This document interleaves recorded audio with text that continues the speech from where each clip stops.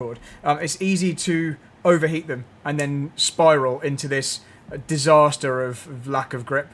So you've got to try to not slide, and that's mainly the rear. It's mainly trying not to give the rear axle any reason to slide. And so if you do that, if you're super smooth getting on the gas, if you don't ask for too much in the middle of the long corners as well, then you can kind of keep that temperature in check, and you'll have decent grip through a whole session. I just did 7 laps in a row there, and although I had a couple of moments, some of those laps were pretty bad, and I did have some big slides, I managed to get it back under control again. So you can go for lots and lots of laps as long as you're not being crazy with it. But there are some particular parts of the track that I'm just going to point out to you where it can easily go wrong. So can you see my screen, by the way?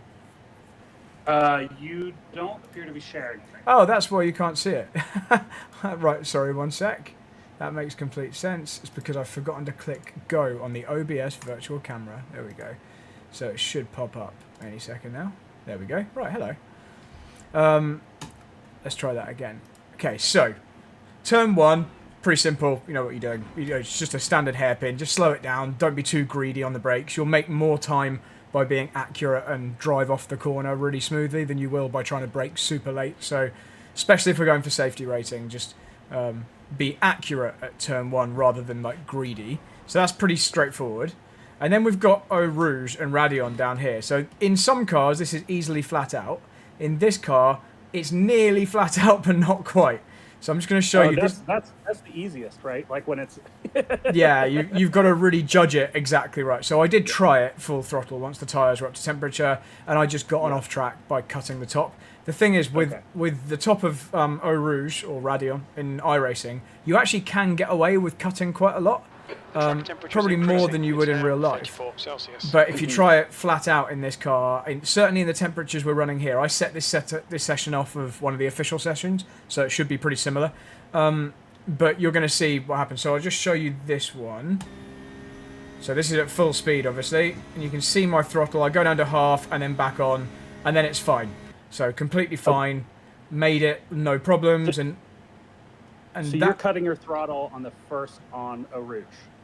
So I'm cutting it on the way up the hill. So if I go, in fact, if I just change this camera so it's a bit further down, you can see exactly where it is. We'll go in slow-mo.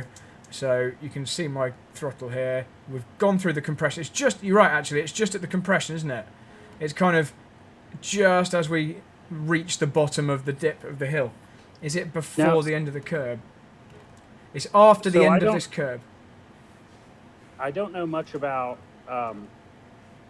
my guess is that it just from a purely, from what I remember from engineering school, is during like a compression dip, you experience a moment of maximum grip followed by less grip. Yeah, that sounds about right.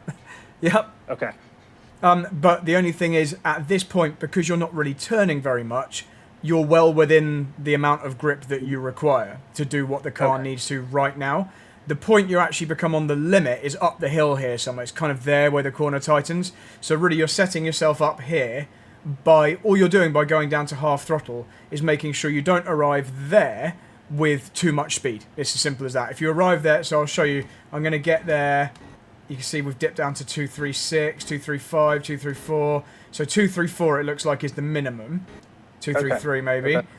But not that I want you to look at the speed, obviously, but the fact is I've needed to reach this minimum, and even then, it went to 232 actually, even then I just make it without an off track. So that's probably about as much as you're going to be able to cut without an off track. But what it does mean is I'm back to full throttle, like here. So, I'm not having to stay off the gas here and then suffering down the straight.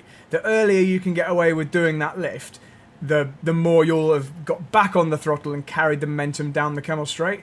Now I want to show you one where it went wrong, because I tried it full throttle on a different lap. I can't remember which lap it was. Let's just see if it's this one. Obviously wasn't that one because I lifted. Was it this one? That was also a lift. Where are we? Let's try this one. There's definitely one. There's definitely one where I tried it at full throttle. Unless I'm just misremembering. Oh, maybe I lifted when I realised it had gone wrong. So that was legal. Right, I'm going to have to work through these one by one. Anyway, the story is, it didn't work. I just ran out of track at the top. Yeah. This looks... Yeah. This one. It's this one. So here we go. So although, actually, even this wasn't full throttle, because there's a micro lift, but you notice I went through the compression full throttle this time. So I waited till longer. I was like, can I make this work? Got to here and felt the understeer, then had to lift. So I've still had to lift and compromise it, and I still then run plain off the track, complete off track. Yeah. So the story is essentially do your lifting like here, like at the bottom of the compression, and then you'll have enough front end to drive up the hill and pick your line, basically. So anyway, right, that's that. Let's go back to this one and get a bit further round. So that's the first like danger point. Then obviously we've got the Kemmel Straight, which is all pretty straightforward. And in fact, the next few corners are all quite standard. You know, you don't have to do anything fancy. Just pick the right speed. Don't outbrake yourself and go deep. Make sure you're going slow enough that you can choose to ride up on some of these nice concrete curbs and like hook yourself around like that. It's all about not overdriving it through this section, keeping the rear in check, not overheating the rear tyres. So this is all quite straightforward. I guess this downhill right-hand hairpin is probably a bit of a danger zone. Again, it's just a case of pretty early turn in and don't go in too deep. You see how it's just a slight blend away from the middle? So you kind of go for a slightly early apex there, let it go a bit wide, get it pivoted, and then back on the gas again. It's very similar to Luffield at Silverstone, actually. Okay. If you try and just go tight and stay tight all the way, that works, but you'll just be slower and you won't come off the corner as well. And if you try and go deep and cut back, you lose too much time on the entry and you never quite gain it back because the exit is this quite short straight. Next thing I then focus on this left is really, really maximising the width. Sorry, Pete, go for it. I do have a question for you. Yeah, go for it. Is there ever a time to take the tighter line? Like, would you ever defend by taking the tighter line? Yeah, for sure. Yeah, absolutely. Okay. Yeah, absolutely. So if you're trying to like hold position and you just don't want someone to come through, then you could defend by taking the tighter line. If there's no one that could actually fit up your inside, then actually there's no reason not to blend slightly wide, because there's not really that much room for a car to try and sneak through here. But if you were being ultra defensive, then you could go tighter for sure. Okay, so one of the things that I've really run into with, one of my big like pain points in iRacing that I've noticed is that I will take like a defensive line, like instead of here, maybe I'll be a quarter of a car over. Yeah. And people will try to blitz that gap that doesn't exist and clip my rear. Yeah. And like, is dealing with idiots something that you just deal with? Like, yeah. So you're describing something which is quite a frustrating situation, but it's annoyingly common. And the answer, in my experience, is if you don't really know who you're dealing with, or if there's a chance it's an idiot, so you're not dealing with experienced. Drivers who are really good at racecraft that you know and trust. If it's just a random guy on a random lobby and you don't want them to go for that gap, then the main thing you can do is not give them a sniff. Like, completely. Yeah. Don't even give them the option. Like, there's just... If there's half a gap, although there's not actually enough of a gap, then they might think there is. But if there's simply not a space there, that'll prompt them to go the other side. So you can you can be a bit of a puppeteer with their lines. You can dictate where they go if you very clearly close off the other way. Obviously, then you could also be at a disadvantage because you're not going to be able to come off the corner as fast. So in this example, you could argue, well, there's not really enough space down the inside there to stuff it in. You know, they're going to hit you. Although, you could argue maybe there is. But they'd have to be in a really weird position to end up there. But if by doing that, you're kind of inviting a bit of a lunge. So yeah, you would you'd white line it, as we say, and then you don't give them the option. You just have to then be aware that you're giving a half decent driver the opportunity on the exit. That's all. Right. Okay. So that's like Okay. Totally legitimate question though. No, it's a real good question. So this next left, I think it's called No Name, although I think they've changed the name recently. I try and really open it up. because it feels like it understeers massively because the track drops away. If you just go in at what feels like the right speed, it'll just push wide, which is annoying. So I really open it up by using a lot of extra curb. It's a nice flat curb. And I really try and also use the inside curb. I try and use as much as I can, even a tyre on the concrete there, if possible.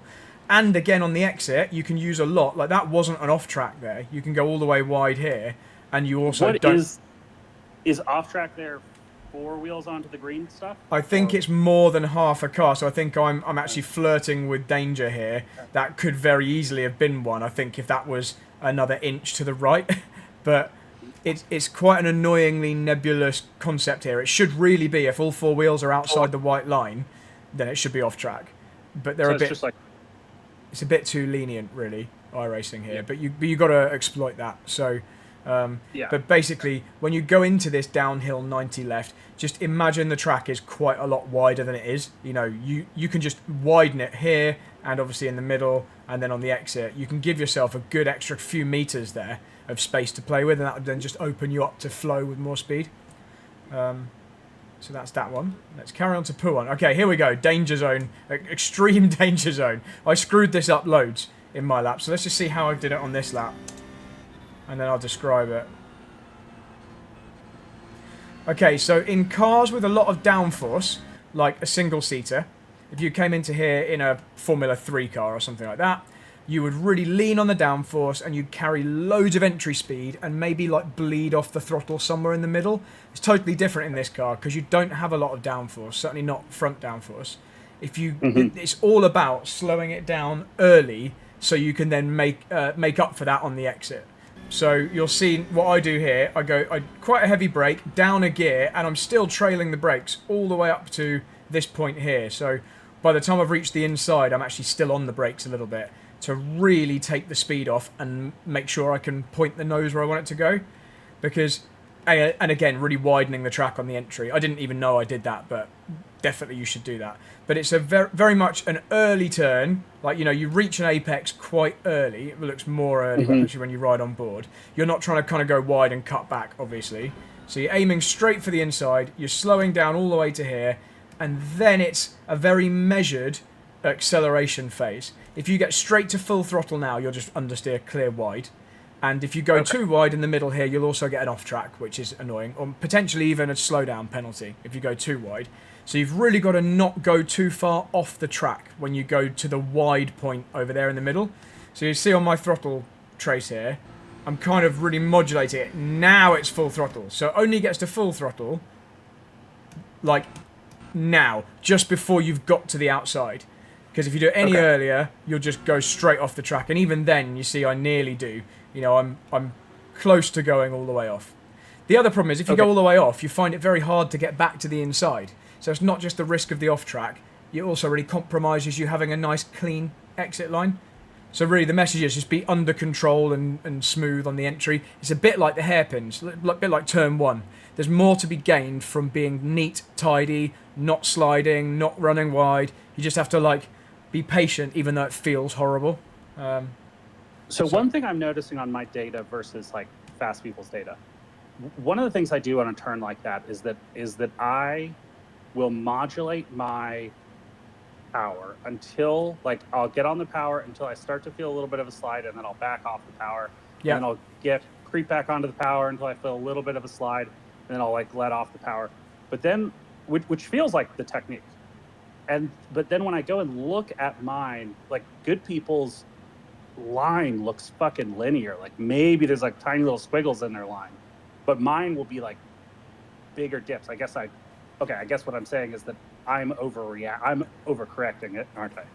Is that what I'm doing wrong? So what you're describing there isn't something I think you should worry about. I don't think you should be concerned about that. That is, we've probably discussed this before. This is your feedback loop, your natural race driver feedback loop, not quite being as high a resolution as more experienced people yet. That's all that is. Okay. They're able to, just through experience, just through it being more subconscious, more ingrained, more seat time, what they're monitoring in real time, you know, is I've got back on the gas, is it understeering? Yes, then I can give it more. No, then I need to come off. That little cycle that's going through in your driving brain is just not quite as finely honed yet. That's all it is. So you're doing the right thing. It's literally resolution is the best way I can put it. You're just you're zoomed out a bit further at the moment. The more you do it's good to be aware of it. It's just not, you shouldn't beat yourself up about it, because it shows you're actually doing the right thing. You just have to do it more and more and more, and it will get I'm happy sharper. with that. I just wanted to make sure that I didn't have the wrong technique. If I've got the right technique, but I'm implementing it in a novice sort of way, that's fine. Because that's what it sounds like. We'll take a look at your data today when we've done some laps. Okay. But essentially, what you should be doing is what you just described to me. You should be trying to introduce the throttle, and checking in real time, is this working? Basically, when I get on the throttle more and more. Because obviously, in an ideal world, you'd be full throttle the entire time. You want to be full throttle with straight wheels, effectively, the whole time. Then you're going maximum speed all the time. Right. But you obviously have to modulate that depending on the shape of the track and the speed you're going. So you should be thinking, has this additional throttle input caused me any problems? If the answer is, I'm now understeering a little bit, you have to think, am I understeering enough to warrant removing the throttle? If the answer is no, then obviously keep increasing. If the answer is yes, like I'm now understeering enough that I'm going away from my desired trajectory, then obviously you need to back off slightly. The next thing you have to do is, I've now backed off slightly. Has that done enough? Do I need to come off more? But all this is happening within a fraction of a second. All these questions I'm voicing are like, you will have travelled half a mile if you do it as slowly as I'm talking now, and you need to be doing this within like 5 meters of the thought happening. So it sounds like you're doing that. It's going to get sharper. So, but like I said, it's good to be aware of it, because if you notice yourself not quite, if you think you're being a bit too like crude with it, and it's a bit too like on off, then just try and be even smoother with your throttle introduction, and that will give you less of it'll be less of a overstep. If you have given it too much, you won't then have to go, whoa, I'm really running wide, and then have to lift off in a big way. If you introduce the throttle even more smoothly, you'll have more opportunity to fix it subtly rather than with big motions, if that makes sense. But it'll come with time. I was teaching my wife how to shoot an ILS, and which is when you're flying, when you're coming in on an instrument approach, you have a radar beam that you're following down. Okay. And it will tell you your high, your low, your left, your right. Yeah. And there are you make these tiny micro adjustments if you're high, if you're low, if you're left, if you're right. What it's really like, I don't even think about those, because I'm a hobbyist pilot, right? Yeah. But I've been flying, my dad was in the Air Force. I've been flying since I was 14 years old. Like I don't think about, I haven't thought about how to fly an ILS until I got my instructor certification last year, right? I haven't thought about it. And so I'm up there and I'm like, oh right, she's making these huge corrections and going way all over the place. And that's exactly what it sounds like. Yeah, it sounds like exactly that. It's that kind of thing. So anyway, you're on the right track. So in short, with Pooh on here, just go in under control.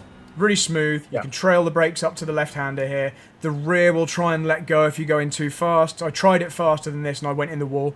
So just be smooth, under control. Once you've reached the desired apex on the inside here, just have a think about gradually getting the power back on, and you can actually see, you can almost see my feedback loop happening here. If I slow it down, you can see a little bit, nope, that was too much, a little bit more, yes, I'm getting ticks in all the boxes, and then I go to full. It's in that space of time, you saw multiple rounds of feedback attempting, totally subconsciously again, I didn't think about that, but it's funny when you then see it happen. It's that is what was happening there. So it's when you're getting the boxes are going tick, tick, tick, tick, tick. Yep, all of these things are fulfilled, back to full throttle. And then you'll see, obviously, it then allowed me to get back to the next apex and then carry on. So once you get the entry sorted, the rest of Pooh on is kind of okay. And then we've got 90 degree right and a 90 degree left. I've got no idea what these corners are called. Essentially, this is just quite simple. There's nothing really to say through there other than, as with every corner, try and maximise the width of the track. Don't be out of control in the middle. Don't go too wide in the first one and then you're screwed for the second one. Just try and keep it very much under control. and be really patient with the controls. You see how I exited the first one? Kind of in the middle. Hang on, if I can actually use these controls. Yeah. Kind of like in the middle of the track. So I've not had to go really slow round here. I've allowed myself that much room, but then I've also got enough room to turn into the next one. Whereas if you tried... Like your exit almost blends... your exit there almost blends directly into the next entry. So you're not really... You don't have to fully compromise the exit to get to the entry because you're basically starting your next turn immediately. Exactly. It's quite a straightforward. It's kind of if you drew a racing line on a piece of paper. That's how that one would look. So we won't dwell on that. And then another 90-degree right, where once again using these nice big flat spar curbs, just trying to widen the entry because it'll understeer in the middle. You can kind of hook up with the... You see the shape of the curb here. Actually, this is quite a good. If I get down low, you can see it's almost... Oh, that's a bit too low. It's almost kind of like a little channel in the middle there. You can just like hook a tyre on it, basically. It's not night and day different, but certainly don't avoid the curbs through here. Okay. And then it starts to open up, obviously, again, using as much as you can of this curb without getting off track. And then this corner feels like it should be full throttle, but it's similar to some of those other ones. You've got to really set up on the entry in order to benefit down the massive straight that follows. So this is much more about being tidy on the entry. I didn't always nail this, and I don't know whether I did on this lap, so let's find out. Let's watch it on board, and we can judge whether I got it right or wrong on this lap. That was actually one of the best I did it. So that I'm pretty happy with that. When it goes wrong, you end up over here. You have a big moment of oversteer.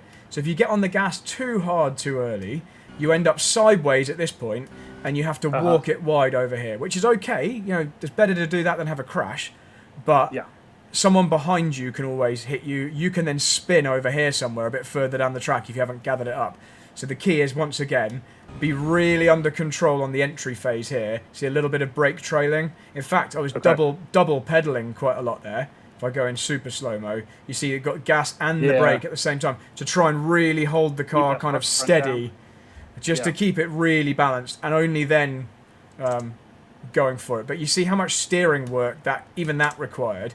Once we get to here and the throttle comes on, you see how the lock has to come off, and even then it's trying to lose the rear slightly. There's a few corrections going on. So basically, just be smooth. It's better to not risk crashing through there, because a lot of people will. They'll get on the power too early, or they'll carry too much speed in. See, at this point here where I'm hedging my bets a bit and being a bit careful with the gas, if you try full throttle here, you can get through the corner, but you're on a knife's edge. You're probably going to go off on the exit and maybe spin. So yeah, you just want to try and avoid that mid-corner oversteer. So the good thing is a lot of these are like the same story. Gentle, careful entry, be under control at the apex. You'll reap the rewards then on the exit. Doesn't mean go slow. It just means be careful not to be going too fast, that's all.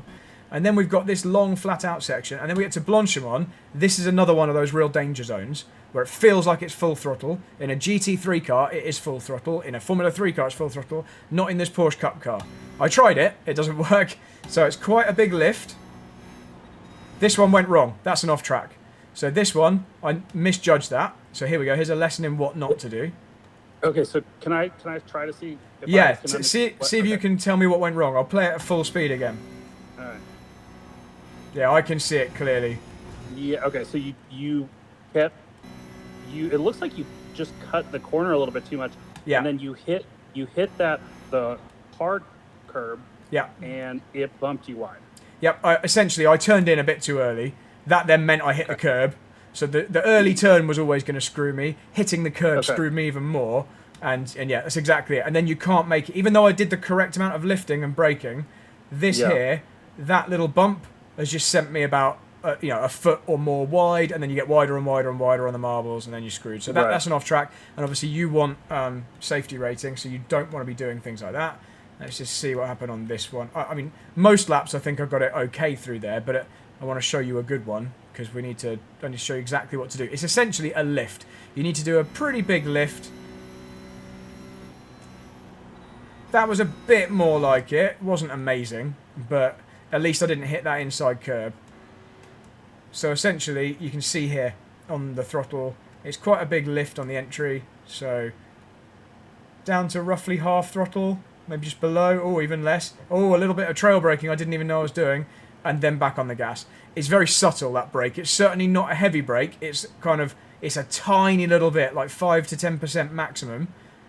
That's like, that's just steering braking. I mean, really. Yeah, it's just like maintenance, just to keep a little bit of weight on the nose, and then back to full throttle, and that's fine. You can use that much, and you won't get an off track.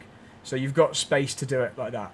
But again, another time where it's all about just being careful on the way to the apex, and then from the apex onwards, about here, you can then get back to full throttle. But you have to set yourself up well in the first place.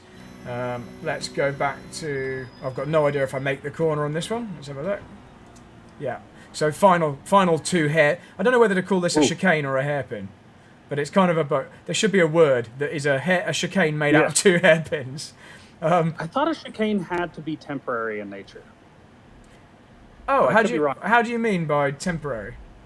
Like, I had always assumed that a chicane was when they have taken, like, barriers to create an additional feature. Oh, no. So that I'm pretty certain that isn't the definition of a chicane. A chicane is a short sequence of direction changes, normally. So anything that's like a right-left that happens in quick succession, that's what we'd normally call a chicane.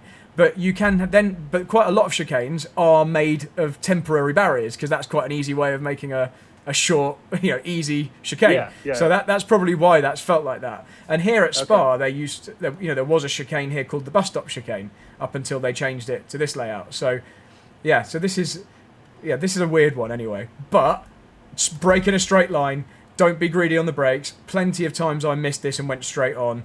You'll lock the wheels too easily and just throw away a race. Or potentially go wide, and maybe even have an accident, because you effectively have to come back on in the wrong direction, and someone else will get sucked off the track and crash into you. Just be calm and safe here. Definitely better to be accurate into this one and really, really smooth. And then you can get a nice, easy exit as well. So yeah, the main stories are be under control on the way into the corners. There's a couple of really fast ones that do require some real finesse, like we spoke about Eau Rouge. But even that one is a case of an early lift, and then you reap the benefits up the hill. So that's probably it. At least we've had a bit of a review of kind of what you can get away with, what you can't. And the point of this is, I know you want to be safe and get your license level up, but the easier you can go fast, the easier it will be to drive within the limits and be safe as well. So, well, look, I mean, if I just wanted safety rating, I could hop in lobbies and drive way slower and just let everybody pass, and you know what I mean, but that's not what I mean. I want to be racing. You want to be fast and still get safety rating. So exactly. Cool. Okay. And don't worry, because I put on a special livery just for you. I did see that. Thank you for that. Yeah, no problem. I'm just going to tell you all the wrong stuff now. I thought about making one with Max's face on the hood, but I didn't have time for it. Amazing. You do what you want. It's your livery. Okay, so let's go out. It's a long track, so it's hard to do many laps. Why don't we go do, say, 5 laps, unless you think we haven't done a half decent one yet, and then we can have a review on the low hanging fruit. But you're going to need to get a feel for the car and the tyres and all that kind of thing. So I'll keep relatively quiet for these first couple whilst you're just getting up to speed.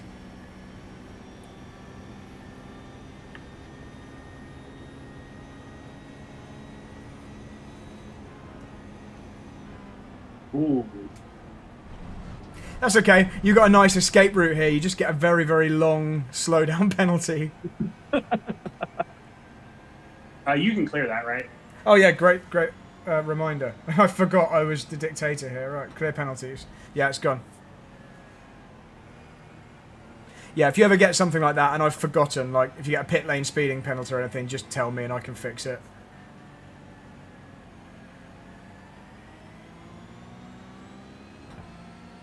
I've had entire sessions where someone's had a black flag and I didn't know about it, and then none of their lap times were counting.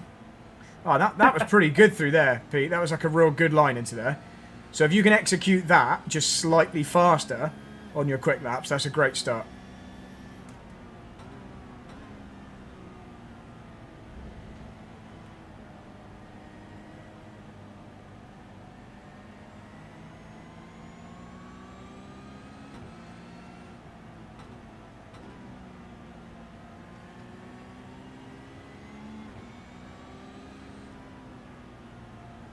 I know we're on fixed setup, but just for your information, I clicked the brake bias 2 clicks to the rear in order to just try and help prevent the front locking quite as much. It won't be game changing, but if you are struggling with front locking, then give that a try.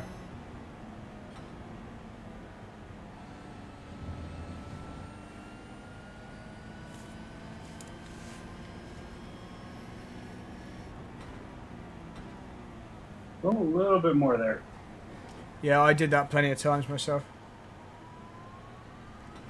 Okay, hold on one second. I'm going to move information in a terrible spot.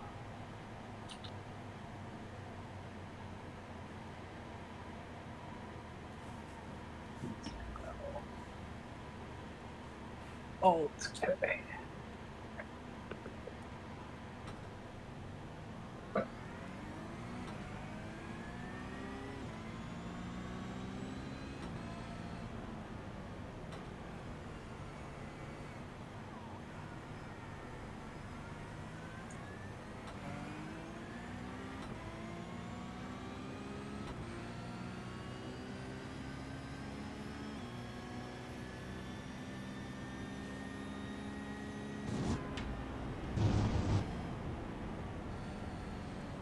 So we still made it through there. We can... I'll let you do a few more laps before I judge anything, but we can just tweak the line.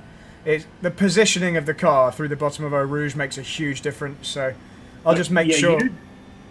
You didn't use brake through there, right? And no, it wasn't brakes, it was just lift, but I was also quite a lot further to the left than you were at the bottom of the hill, so I had quite a bit more room.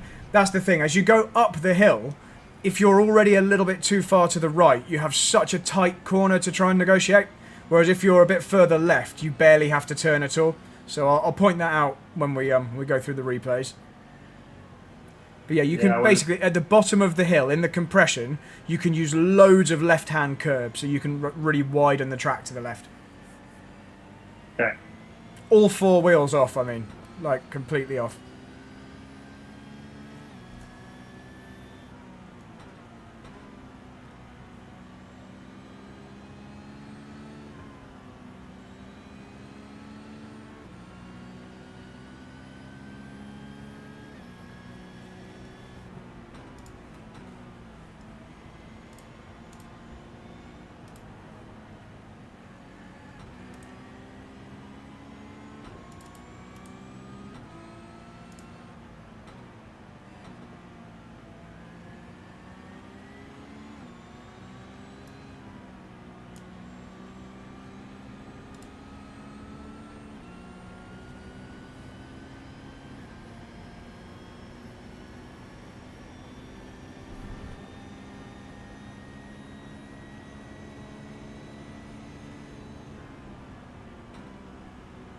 So don't be afraid of that inside curb just because I hit it, if you see what I mean. Like, get close to it, just don't hit it, basically.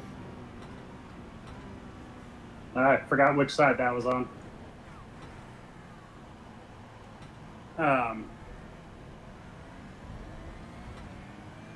That's okay, you're also learning the track in a bit more detail here, so...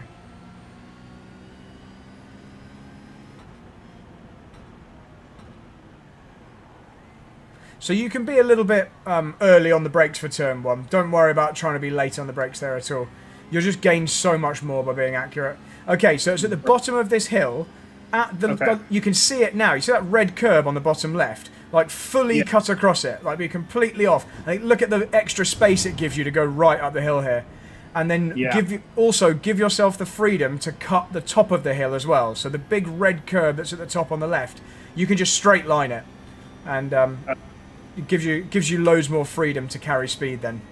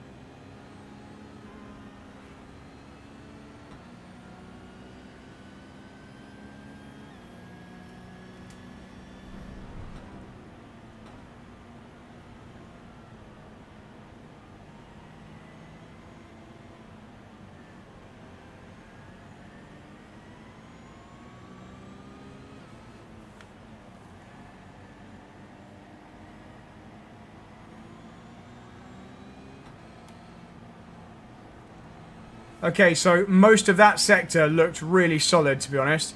Like, great foundations. We'll just obviously perfect it going forward. So don't be afraid of the left curb that's coming up. Get really near it. Yeah, nice. Ooh. So that was all really good, actually. We just didn't lift off the gas early enough, that was all. You did the bravery attempt, and you find it doesn't have the grip. Yeah. But your line was really nice. Like, the way you positioned the car was great. We were just going too quick to make it, that was all. This is quite a good feeling car, though. It's very direct, isn't it? For a GT car, it's more direct than something like a GT3 or a GT4. It responds to you because there's no electronics in the way. Yeah. It lets you screw up, so you know when you know what you've done wrong. Right. Okay, so this time, cut that left curb at the bottom here, but also lift off just as you go to the end of the curb. And then cut this one as well. You see that one on the left that you kind of avoided? You can just straighten it. And then you'll feel that you've got the freedom to carry more speed there as well. Okay.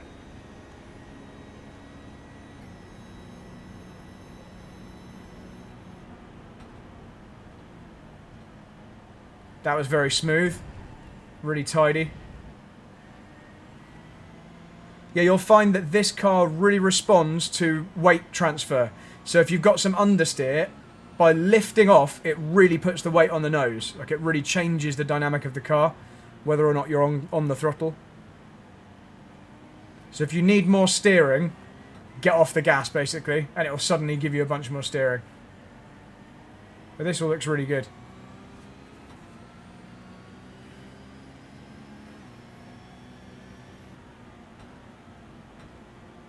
So I would aim to hit that first apex earlier. So you kind of did quite a late turn in for the start of Pouon there. I would just take a shorter line, get close to the curb. You'll find it will flow through the middle bit a bit more easily.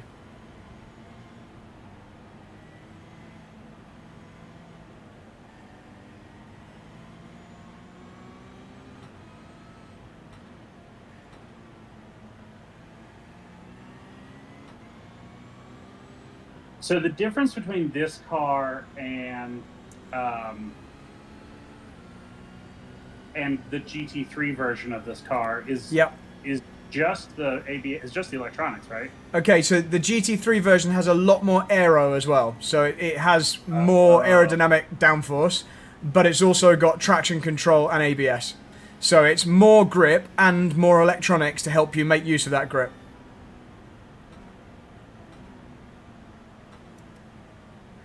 But this car, for example, on most tracks is faster on the straights than the full GT3 version because it's got less drag from the extra aero, but it's a lot slower through the corners. Okay.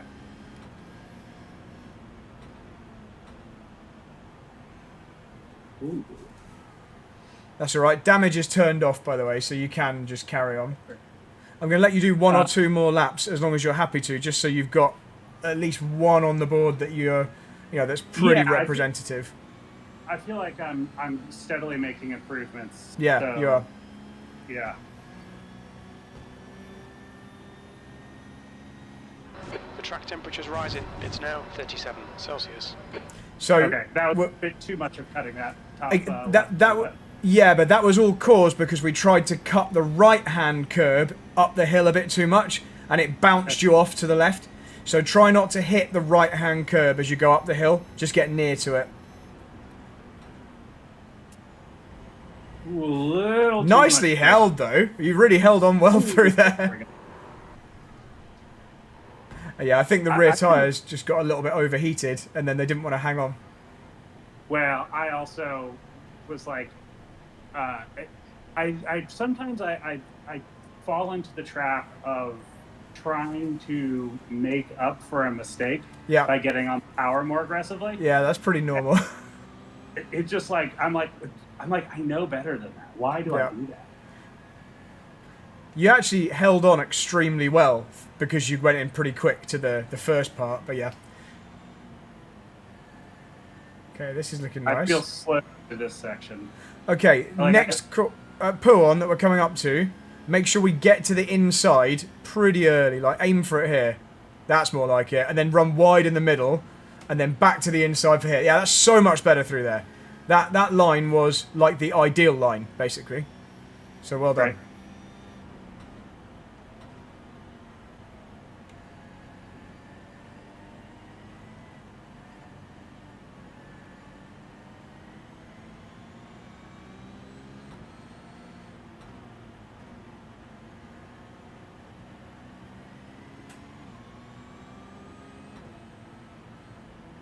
So we just apexed slightly too early. That was all. That's why that felt suddenly a bit tight as you got halfway around, but not terrible. Like, you realised and you fixed it, so that's good.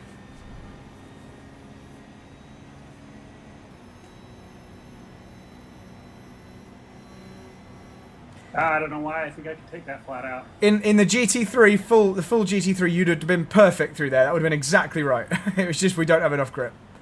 Well, so, and I think that what I have done this before in was the Ferrari challenge, the Ferrari GT3 challenge. Yeah, okay. And I'd like to think that that's why I'm doing that. Your line and everything was great, though. It was just the fact we didn't lift off. That was all. Actually, might have been the F4. I don't remember what I was in it. It was either the Ferrari or the F4. Yeah, it's normally flat out in most cars. It's just this car is too powerful for the amount of grip we've got through there. Okay, so use all the curb on the left, but don't touch the curb on the right. Then you can use the curb on the left again, and that's the best we've done it. Like, you're close to ideal now. Now it's just a case of executing that at the highest possible speed.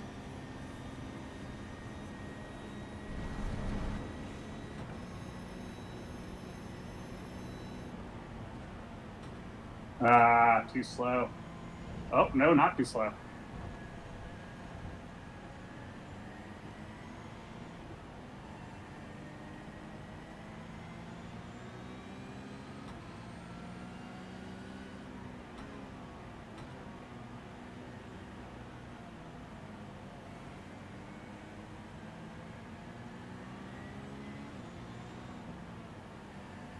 That was very nice. That was very tidy through there. And remember, you nailed this next corner last time, so just do it the same. So, early... Oh, no, this is not what I was thinking it was. Yeah, so it is early, you're right, but you've got to slow it down before you get there. So it's a braking down a gear. The car should repair itself. I thought that was a different corner.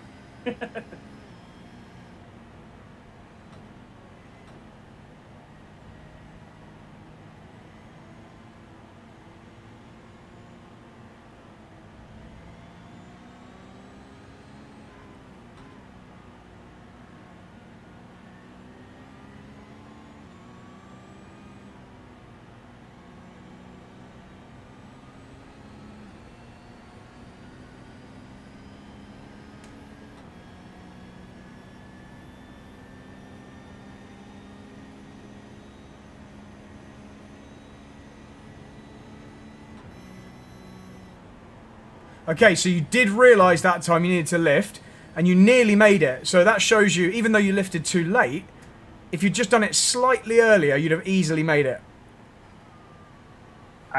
Yeah, that's good. Should we just do one more, and then whatever the best one is, we'll just use that? Because I know, obviously, you're going to get better and better and better. But we can at least focus on the key areas, on some data.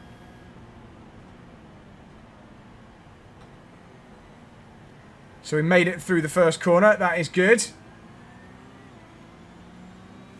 You were very good through the next set of corners on the last lap. It's just about really maximising this curb on the left and then not touching the curb on the right. That might be slightly too far. I don't know if you got an off track. I did. Okay.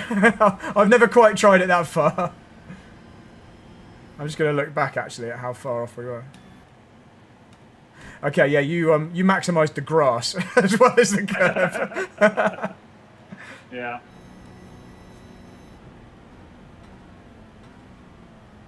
Ooh, nice line on the way in.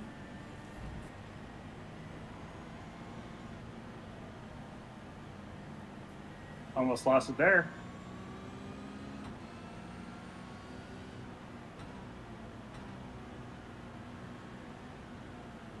wanted to give you one spot on that last turn to tell me that I still need to utilize all the track. I was like in the middle of the road for some reason. I thought it was probably obvious. I knew you didn't need to be told. Right, remember, this isn't full throttle. You do have to brake for this corner, but it's an early left. And then we want to blend wide in the middle and then back to the apex at the end. Probably didn't need that tap of brakes there.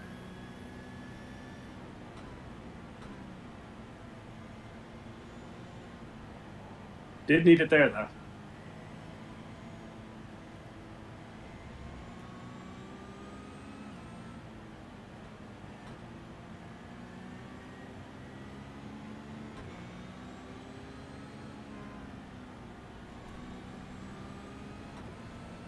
Okay, so I'm going to tell you this one ahead of time. When we get to Blanchimont, the fast left-hander that's coming up soon, lift before you turn in rather than after you're past the apex. Good effort. So I don't know if it was an off-track, but it was certainly better than before.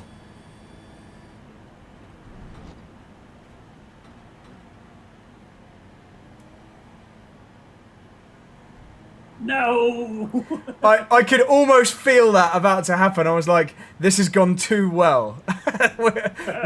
we're almost too tidy out of the final corner. Obviously, that's the risk. If you've really got it slowed down well and you're in first gear, it will try and spin you around like that. I'm still going to use that as our data lap, though, because, you know, it's obvious what happened at the last corner. So let's just have a short break. Just hop out of the car so your data uploads.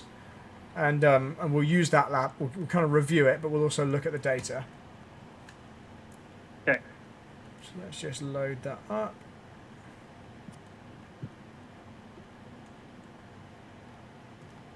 Still not quite up yet, so just give it a moment.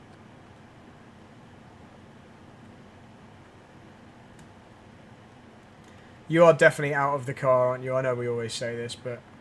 Yeah, I went all the way back to the... Yeah. So I'll tell you what then, whilst we're waiting for the data to appear, let's just watch the lap. So, first corner, I know we've got no throttle or brake input here, so we'll look at that on the data, but I get the feeling we're maybe braking maybe slightly too late. Certainly too late in order for you to comfortably make it to the apex. So, in an ideal world, you really want to be on this red or green bit round here. So, if you're struggling to make it there, and by braking harder, it's just making you lock up, we'll just move your braking point earlier. So, sounds like it's there. In fact, you can see like right here, the lights come on. So, you're just before the 100-meter board on the left. I know you can't see it, but I can see it on my left screen. So we'll just move it back a bit. Just go kind of 50 meters earlier. Just so you're really, really under control and not in danger of locking up or anything, and you can just get it to turn in. So that's an easy fix. And this was actually one of the better turn ones you did. So it wasn't like you just missed it once. It was quite a common thing for you to overshoot turn one. So just move the braking point back. We'll have a look at the braking trace in a minute to see if you can do the pedal pressure slightly differently. But the main thing is probably the timing. So then down the hill, let's have a look.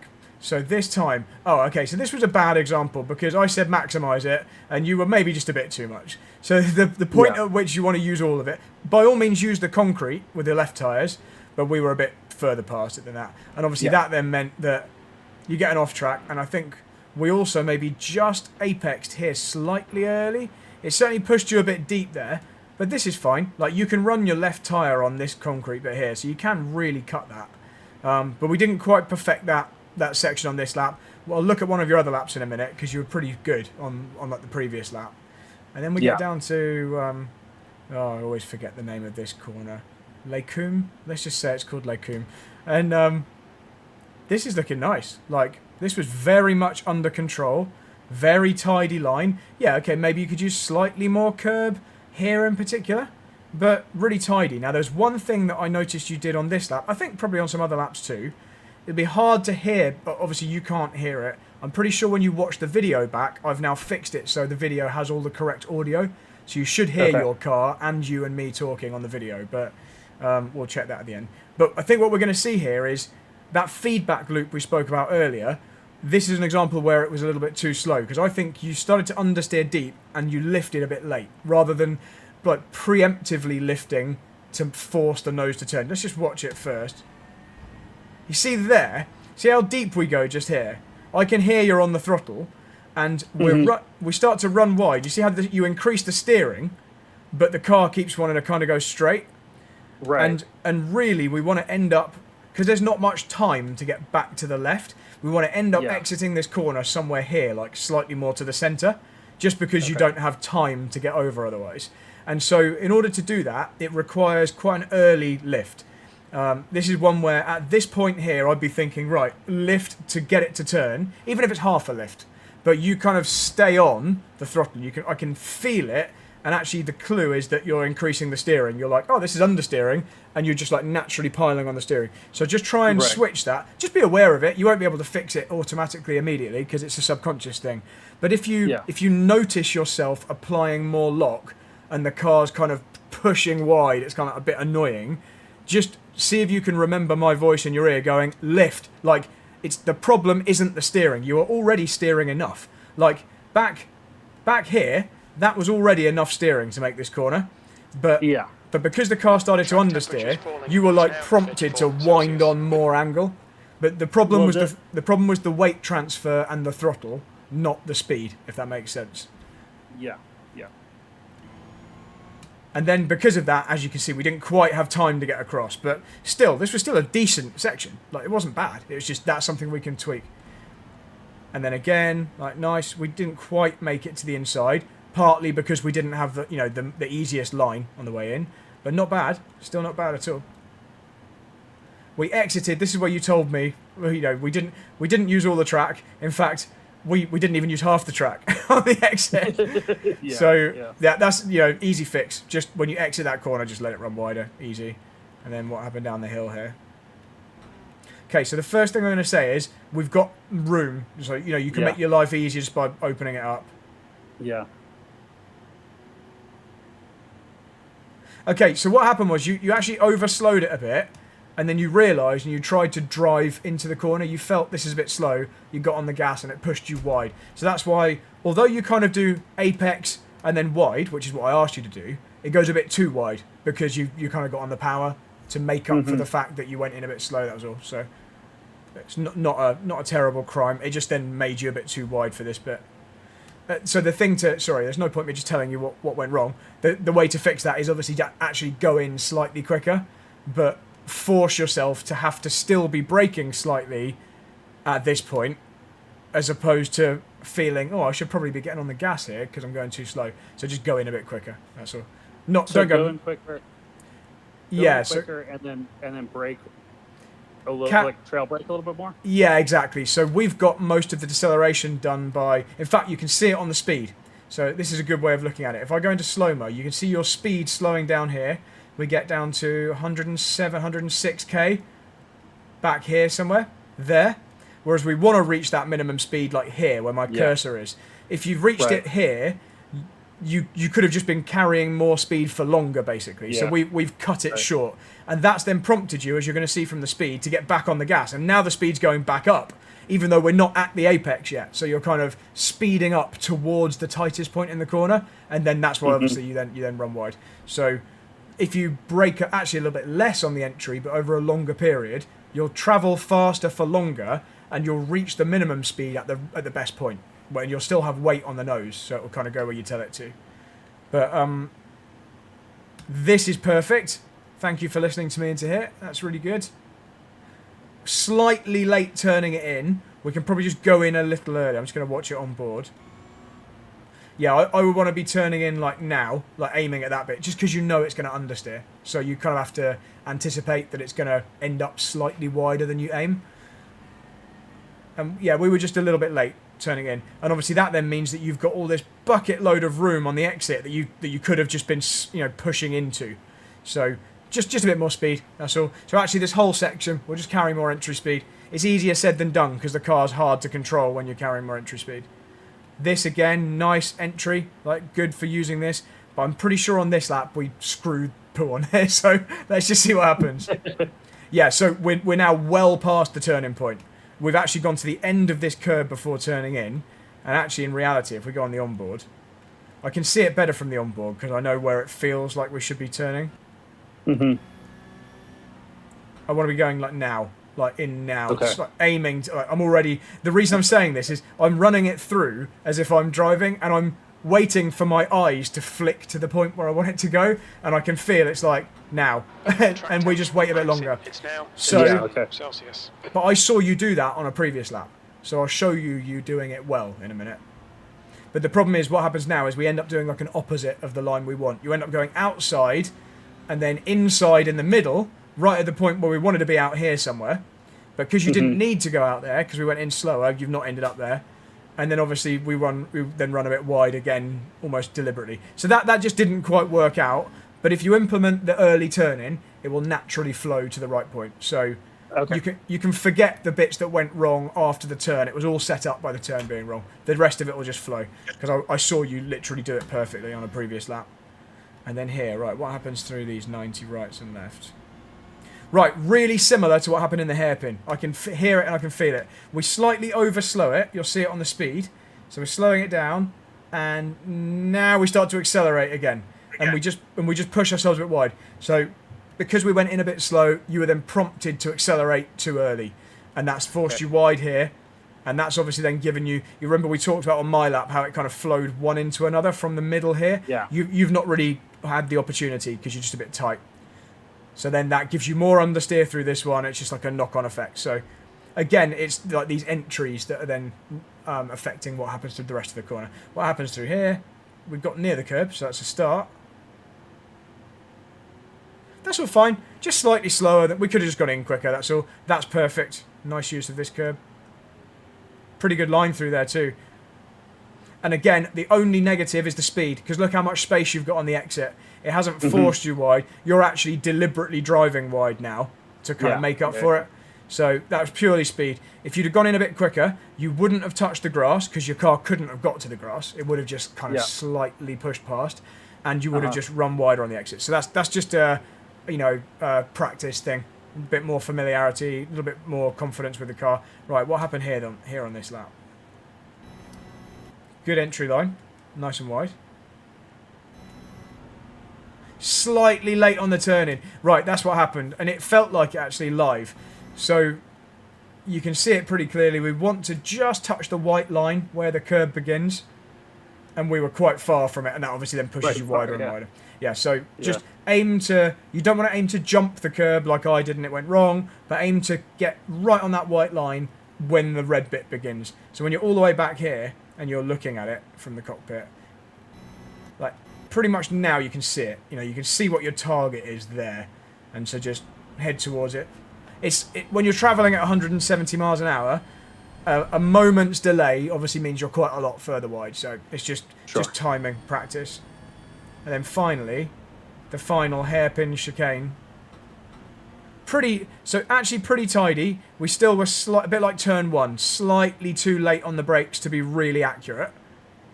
Yeah, but not bad though. Should I be hitting that apex? Yeah, you should be almost touching the sausage curb. So you want to be using as much of that red and white curb as you can. You see where the tyre marks are on top of the sausage curb. Like we want to, at the very least, be skimming round the bottom of it. It's such a faster line. And then here, we're in first gear, and you are using the curb here. Not all of it, but you could use a bit more. And then just got on the gas a bit too hard. So you can literally see how much steering lock we still have on. The rear's already gone. It's too late for that. It's too late for the rescue. Yeah. Just slightly too hard on the gas, that's all. So easy to do out of there. So just be super ultra smooth and make sure you're getting the steering unwound. You can hear, you start to get on the power hard now, and look how much angle on the steering you've still got. So that's all it was. Yeah. Just make sure you're really being disciplined with only allowing yourself more throttle as the steering is beginning to straighten, that's all. As if, I think I've previously been in second there. Right, yeah, that'll explain it. You can be a lot more aggressive with the throttle. So let's just see. It's not going to do as much. So here are all your laps. They suddenly appeared. And we'll go for this one. I know it included the spin at the end. But let's just have a look. I need to turn you to red. They've slightly changed the interface here, so I have to click one extra button to change the colours. There go. Why are you not there? There you go. That took a while. Right, okay, so turn 1. Let's just look at these a little bit. So, yeah, so you know what we were saying, just bring the braking slightly earlier. You're just braking ever so slightly later than me. Not a lot, but just enough. Oh, I'm blue.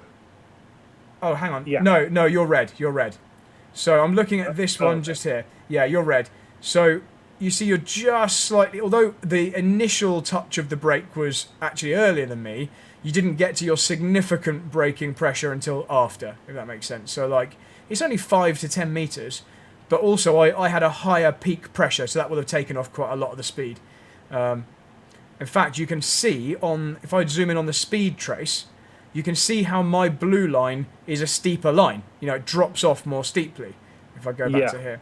And that just shows you that I was scrubbing off more speed. So your line's just a little bit more shallow, and then you reach your minimum speed a lot later. So you're like here, and I'm back here somewhere. So that's it. So it's just... So until... And I'm also super confident. You see what I'm doing with the brake pedal? I'm like modulating it. There is my feedback loop happening in real time. There's my ABS subconsciously. Yeah. On, off, on, off, on, off like that. Just kind of modulating. But because I'm able to do that, that's also giving me the opportunity to brake later. So don't try and copy that, basically. Just brake earlier to make up for it. And then with experience, you'll do it more like that. That's all. Also, downshifts. You can do your gears. You can use your engine braking earlier. You see how your downshifts are later and they're a bit more spread out. Partly that's because you're not slowing down as quickly, so you don't need the downshifts as early. But you can really go bam, bam, bam, bam. You know, get the thing down the gears quicker. So yeah, turn 1 is basically what we said, and obviously the line is clearly different when you look at the GPS. So that's that one. We already saw what happened through Eau Rouge. So you used the grass, didn't you? And it just kind of went a bit wrong. So that's fine. We'll fix that next time. End of the Kemmel Straight here. So this was all pretty good. Let's see if we can see that thing I was talking about with the throttle lift. You know, it was kind of here somewhere, wasn't it? Yeah, here we go. It's actually very clear. If you look at your red throttle trace, as you go through we're at the end of the Kemmel Straight, we've got the 90-degree right, then the 90-degree left. So in fact, I'll just go back to it on the video, so we're looking at the same bit. Yeah. But it's really obvious on the data, which I'm happy about, because it means I diagnosed it accurately from the video. So it's this bit here, where we're going left. You know what I was saying? Having a proactive lift will just let it turn, and then you can get back on with it without having to, like, wait. So actually, an earlier, bigger lift lets you get on the gas more, which sounds counterintuitive. But when you look at the data, you can see your red throttle trace here. It increases. It goes kind of constant in the middle there. This is where it's understeering. And then you can eventually get to full throttle.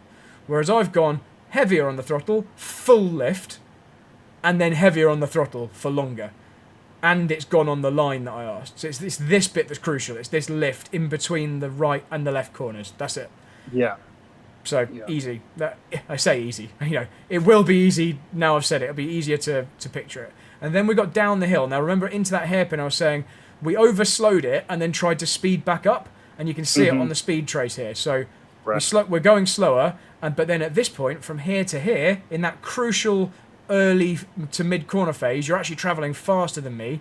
And that's when it goes wider and wider than in the middle. Yeah. So that's it. So go in faster, but at the point you were actually fast, go slower. So just swap that around, basically. But you'll do that by trailing the brakes in. You see how you do this early brake, and then there's no brakes here. This red line's flat on the bottom in the brake trace here. And then at the end, you're like, oh, shit. And then there's like an extra bit of braking here when you realise it's going wrong. Whereas my one, it's just on the brakes the whole way in, but going at a higher speed. So that's just the real trailing all the way up. So that's what we said, so that's fine. Just we'll put that into practice next time. Then we've got the little no-name corner. What did I say here? I said you were using all the track. Oh yeah, I said we could just go in faster because we left quite a lot of space on the exit. And there you go. You can see quite a heavy brake on the approach to it. So just brake a bit less. That's all. We're already going slower, and you do a bigger brake. So obviously it just scrubs off more speed. So that's fine. That's easily implemented with some practice again. It's not a complicated thing. Puon, again, you did that one weirdly on this lap, so there's not really much point dwelling on it. I'm going to look at a good one before we judge that. But essentially, go in earlier, go in faster. That'll carry you wide in the middle, like the line is here. If I zoom in, like you can see on the GPS, apex wide apex rather than wide apex wide. If that makes sense. And we've got our 90-degree corners. Similar, exactly what we said in the hairpin. See where in fact, you are almost perfect on the deceleration. And then there's this moment where you go a little teeny bit too slow, not much, but you thought, this is way too slow, and then got back on the gas. Quite a lot harder than I got on the gas. And that's then, in fact, you're getting on the gas at a point where I'm still kind of trailing the brakes. So that's that. So same thing, just don't try and overcompensate for a slow entry with a mid-corner which is too fast, because it'll just exacerbate the problem. Just fix the slow entry on the next lap. And use the fact that you've done a slow entry to be super accurate in the middle. Like, you haven't maximised the speed, but at least you can really maximise the exit. Whereas if you try and make up for it like this, you have a slow entry and a slow exit. So that's that one. And then we get to... Oh, yeah, that's our little 90-degree. We already spoke about that. That's just carrying more speed. That's onto the long back straight. And then we've got Blanchiment, where we just turned in late, didn't we? That was all it was. We just turned in a bit late. So an easy fix. You did the right amount of lifting. That you did more than enough lifting. You did a little bit of braking. You'd easily make the corner. It's just an earlier turning. That's all. So that's that. And then the final corner. Yeah, we're both using first. So first gear is correct. You've just got to be a little smoother on the gas. In fact, look, you can see the throttle. Look at how much braver you were getting on the gas than me. I did this kind of... You can see from here to here how long it takes me to go from no throttle to full throttle. In fact, let's look at how many meters. It's 6,808. It's almost 30 meters before I've gone from 0 to full throttle. Whereas you tried here, 6,798, and you were on the way there, like 10 meters later. You then realised, oh crap, it's spinning, and then got off. You recognised it pretty quick, to be honest, but it was too late. You didn't come straight off. You see, you hung with it, you recognised it, kept some throttle on, and then you went, it's screwed. Then you came off eventually. It's just smoothness. You didn't need the data to see that. It's just a case of being smoother getting on the gas. That's all. Okay, right. That's it. That is the lap. Let's look at your good version of Pouhon, because I think it was maybe this lap. And actually, for that matter, a good Eau Rouge. I think this was a better Eau Rouge. Still quite a lot, probably a little bit too much, because we're going on the grass. And we didn't quite get close. You're near the curb at the right point, but you can be on the white line, basically, or on that drain, just to give yourself more space. And you cut the top nicely. Yeah, so your entry and your line was kind of fine. You can just do that version at a higher speed. Just don't be... I know I'm saying to cut this, but just left tyres on the concrete. Yeah, left tyres on the concrete, just not on the grass. And that'll set you up better further up the hill bit. And then if we scoot round to Pouhon...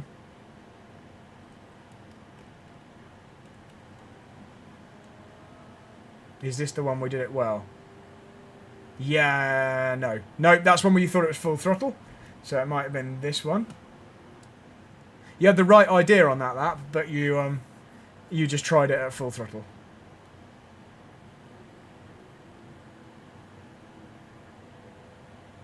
That's definitely the closest. I think that's the closest you did it. So yeah, it wasn't perfect. We could have still gone in slightly earlier. I can still feel like here we're going kind of to the end of the curb before we do our main turn. So we want to just be turning like here. Just get to there, basically, from here to there in the shortest distance possible. But when you get there, you're going quick enough that you at least come wide here. If we just go faster, we'll go all the way wide. So you're like fully on the curb. And then again, you got back to the apex. So yeah, you can do it. You just need more laps. There's not enough laps in an hour session, especially when we're doing so much talking. There's not enough laps to like really implement it. But I'm quite happy that you're on the right track there. I just think you need to practice it.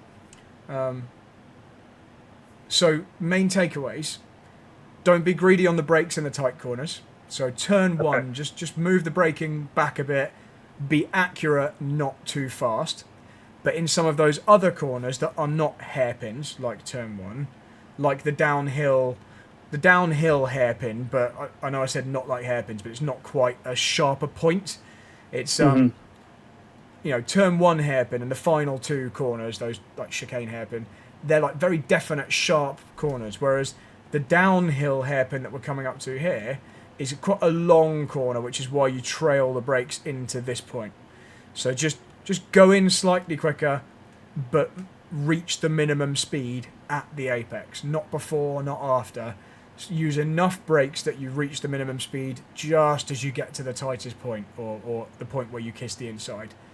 That just means you're going faster for longer, that's all. And you've got weight on the nose. And then a couple of these 90-degree corners, these more open ones, there's scope for a little bit more entry speed.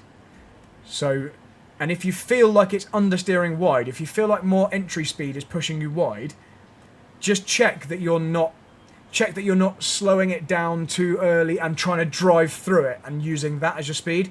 Make sure you're doing similar to what I just suggested at that long hairpin, where you're actually still trailing the brakes towards the apex. And that'll mean you're carrying more speed in, but there's still weight on the nose to give you the steering at that phase. And then use all the track width.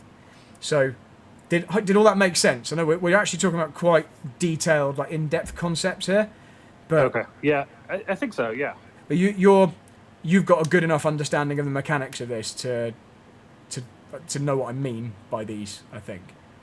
I think you just have to do it enough that it feels right. We're just still at the phase in this car, at least. We're just at the phase where you're almost having to overslow it because you're trying to find the balance of what the right speed is for a corner. Yeah, and I try to avoid going at it going in way too hot and crashing a million times, because I feel like that's a longer learning process. Yeah. Rather than going in a little too slow and ramping it up. But yeah. Yeah, no, you're right. You're right for sure. We can just now. We've seen the direction you need to go in. So just creep it up a bit, but the data doesn't lie. It's definitely the things we've just spoken about in the last half an hour there. That is definitely where your next chunk of lap time is.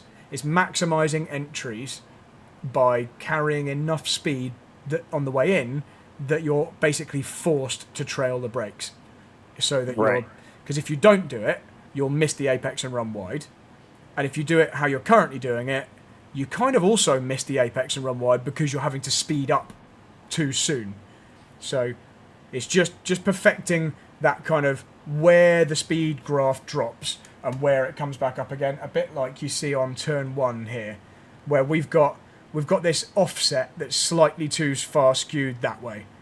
Or on a different corner, like the hairpin, we've got this kind of double dip. In fact, if I zoom back out to here, it's very easy to see. There's this dip, it's more like a roller coaster, like down and up and down. We want to just avoid that and make it one drop, but later.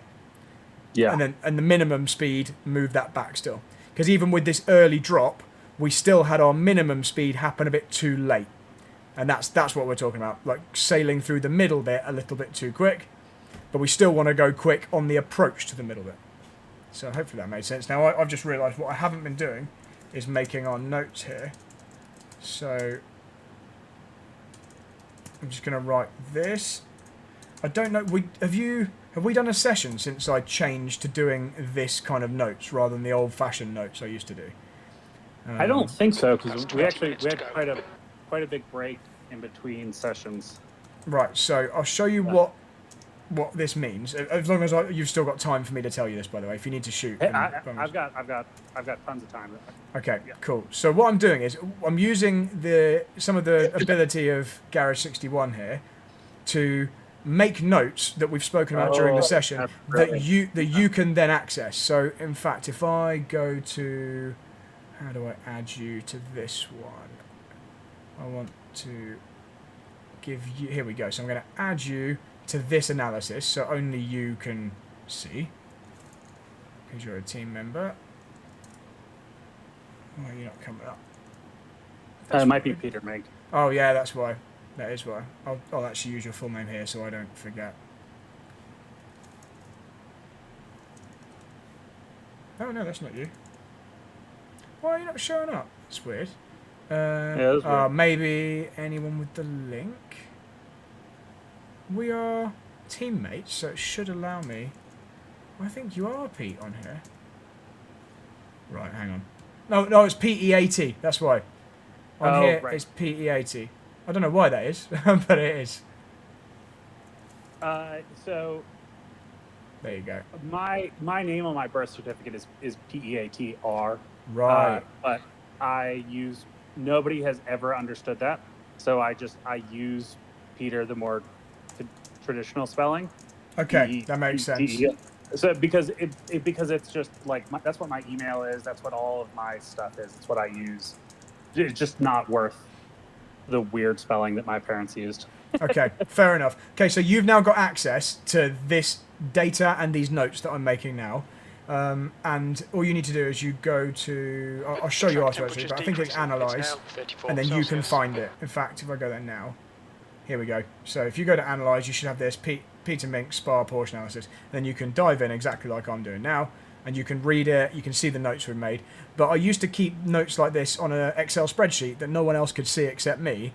And if I gave you access, then everyone else would have access to your notes, and this is just a simpler way that only you can see it. And obviously, it's specific to this session, and then helps us remember what we did on this session. So, great. So here, so it was just here, and this was lift proactively.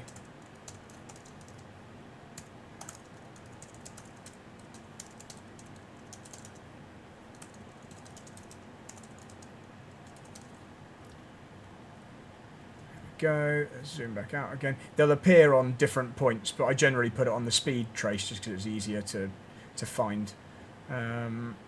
Here we go.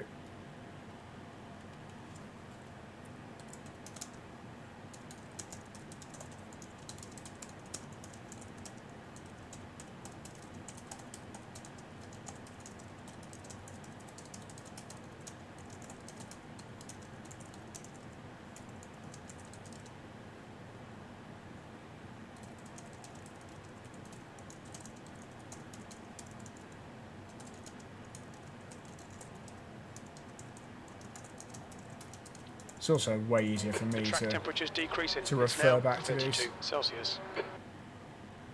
I'm just putting a little red X on that bit. Oh, I have to put in some kind of note. There we go. I've just put that. There's no note there. It's just to show you what I mean, where we're going a bit too quick. Okay, yeah. This one was simply use...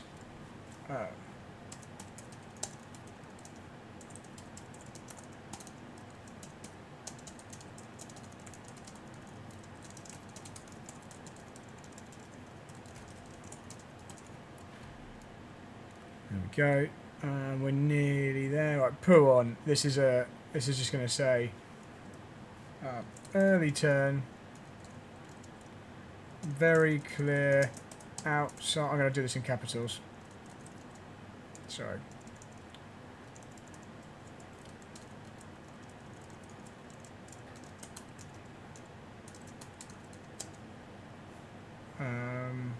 Style is the wrong word. Technique. That's what I'm looking for. So does that make sense? What I'm talking about through that particular one? It's just pull on. We just make sure you hit the apex here, you're wide here, and then it's the apex there again. As simple as that. And Yep. Cool. All right, Phil. 15 minutes left. That's 15 minutes.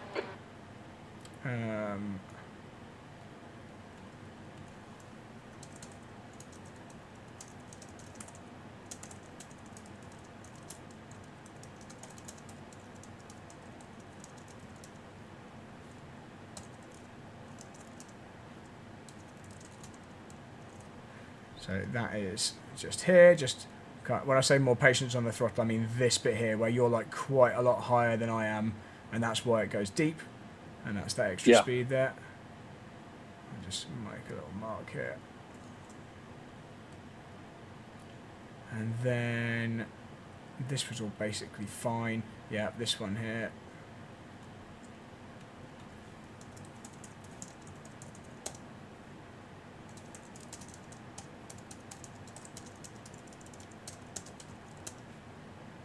Track temperature's decreasing. It's now 30 Celsius.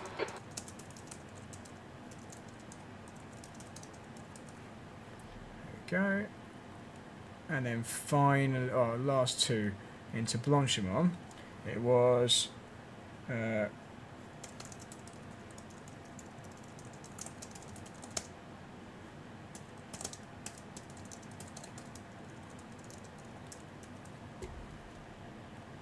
that's the only reason we ran a bit wide there. And obviously, lastly, it's this bit just here. Yeah, just greedy in first gear. Yeah.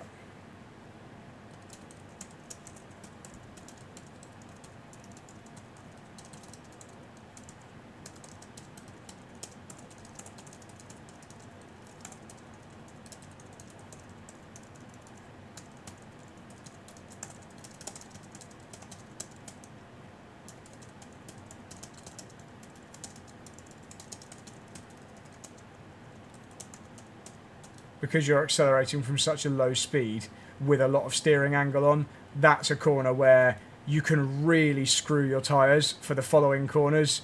But you can also might have to gauge how aggressive you are getting on the gas there and how much mid-corner speed to carry based on how much you've overheated them earlier in the lap as well. So just be careful on that one. That's it. There we go. Cool. Right, that's how our notes work now. So it's just a little bit more. You can kind of refer back to that if you wanted to in the week, and it's just a bit more usable. There we go. Right, done. Pete, thank you very much. Just before I go though, I'll stop the recording.